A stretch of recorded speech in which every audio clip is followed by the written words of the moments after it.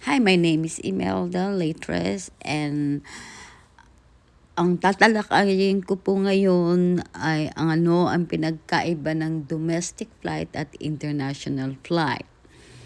Ang tatalakayin ko po ngayon kung ano ang ibig sabihin ng domestic flight at international flight.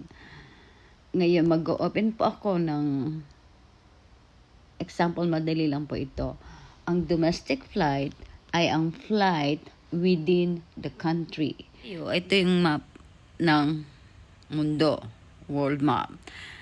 Ngayon, pero magfo-focus, wag muna tayo mag-focus kung ano yung flight ng United Airlines or another airline. So, ito yung mapa. Let's look at the country of Philippines. Okay, ito po ang mapa ng Pilipinas. So, punta tayo sa Philippines, sa country ng Philippines. So, makikita natin Luzon, Visayas at Mindanao. So, sa Luzon, ito ang Luzon. Yan ang Luzon, right? Manila. Ito yung, halimbawa, itong sa Manila, may flight dito na gusto niyang pumunta ng Bohol. Yan ang tinatag natin, domestic flight ang tawag dyan. Bohol, let's say Mindanao. Manila to Mindanao. That's a domestic flight as well.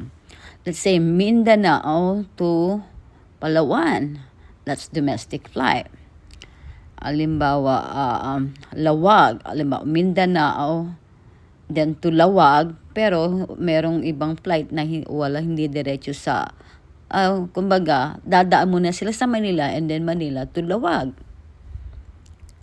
Halimbawa, ang main hub sa Manila kasi, let's say, ang domestic flight ng Manila is, let's say, Cebu Pacific.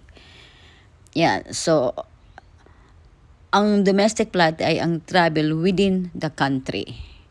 Ang country yung pinili natin ay Pilipinas, okay? Let's pick up another country. Let's look at France. Okay. Another example. Ito yung France.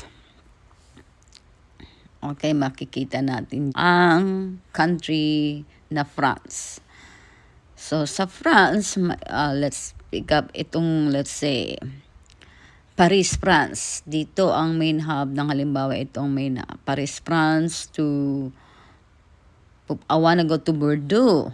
So, travel dyan. Yan ay within the country ng France. Ito yung mapa ng France kasi. Halimbawa, Paris to Toul. So, may travel dyan. Tawag dito domestic flight.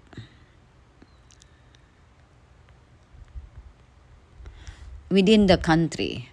Let's say, Toulouse to Charleston. So, they can go here. That's domestic flight. Mendy, halimbawa, Mendy to Paris, Mendy, that's a domestic flight. Toulouse to Paris, that's domestic flight as well.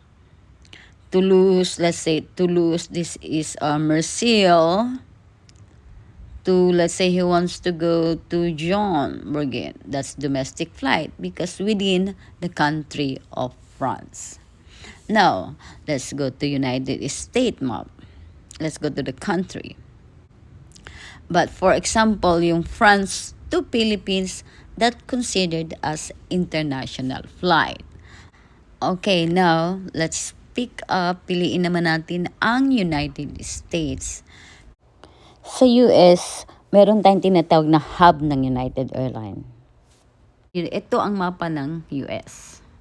Okay, United States. If you're going to look at the flag of United States, meron siyang 50 star. That represents the states. Ang United Airlines, meron silang tinatawag, lahat ng airline meron silang tinatawag na hub.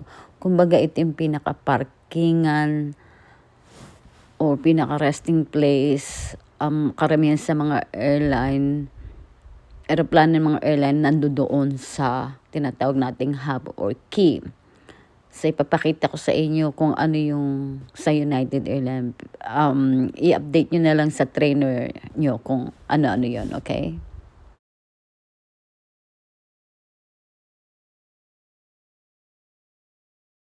Okay, now let's go back to our topic, yung domestic flight. Let's pick up United States.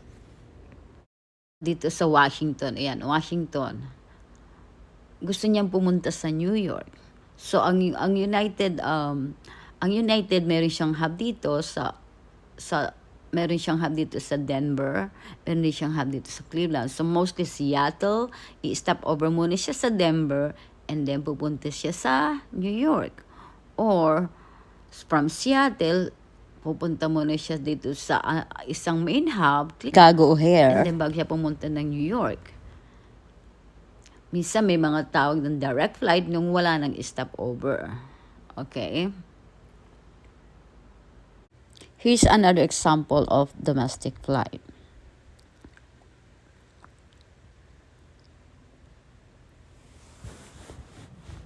So, if there is a connecting or direct flight, as long as traveling within United States, considered as domestic flight.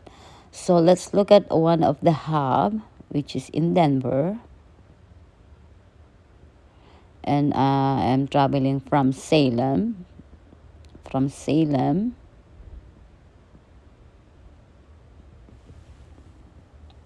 Yang katabi ng Salem is Washington. Tas I wanna go to Michigan.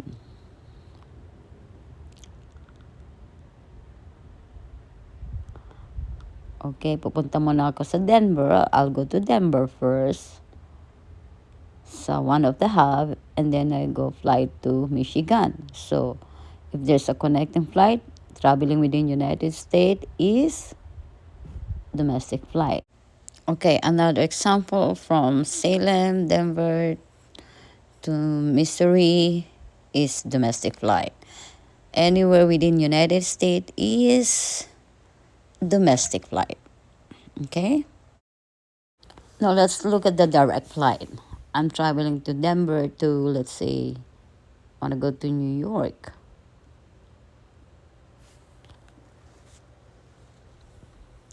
Straight flight, that's direct flight within United States is domestic flight. Or I want to go from Michigan, Chicago. If there's a nearest hub, let's say I'm from Denver to Michigan, direct flight, they can do that too. That's direct flight, domestic flight. Non-stop or with connecting, as long as traveling within United States is domestic flight. Okay, you just need to familiarize yourself to all the states, especially the airport code. Okay? Mostly, lahat ng mga stopover ay dun sa hub ng airline. Okay? So, familiarize nyo rin yung mga hub ng airlines. Okay. So, hope alam nyo na yung pinagkaiba ng direct flight and then with the connecting flight and then domestic. Now, so, umpisahan nyo nang kabisaduhin yung mga airport code ng United States. So, focus kayo dito sa United States. Halimbawa sa Seattle, I wanna go to Philippines. Ang Seattle is nandito. Washington. Pupunta ako international sa ibang bansa. So, overseas, different country that is an international flight. Traveling within different country is international flight. Okay? Say, let's look at the international map here. Ang United States. Alam ba, gusto kong pumunta ng Australia. Ayun, Australia is considered as international flight. Here's another example of international flight.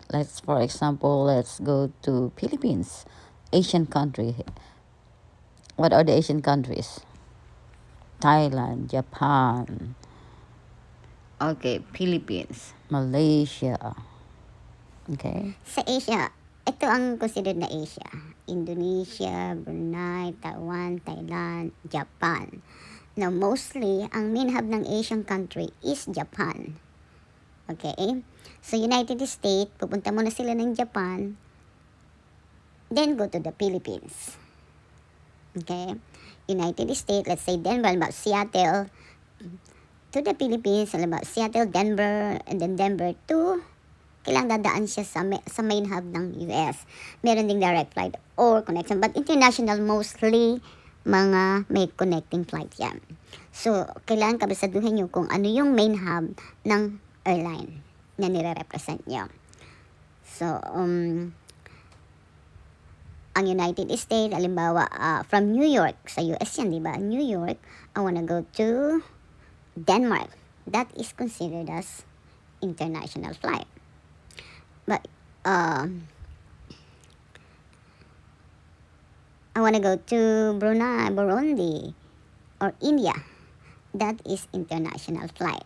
India to United States, that's international. India to Canada, international. Even though they are nearby country, so even though they are nearby United States, actually can travel. You can drive United, let's say Washington to Canada. You can itong dalawa, Canada and United States, magkalapit lang. You can drive that 2 hours. Even though they're driving may border doon, it's also considered because international. That is international. Traveling from a different country to another country is international. But if you're traveling within the country of Canada, that is domestic. Okay? And when you're traveling international, then you have to consider your documents. You have to make sure that your passport is valid. Not check also the thematic kung ano yung rules. Kailangan if you're traveling within country, sometimes you need a passport, you need a visa. So check on those and we can discuss that later on. Okay, so I hope naintindihan nyo kung ano yung domestic and international.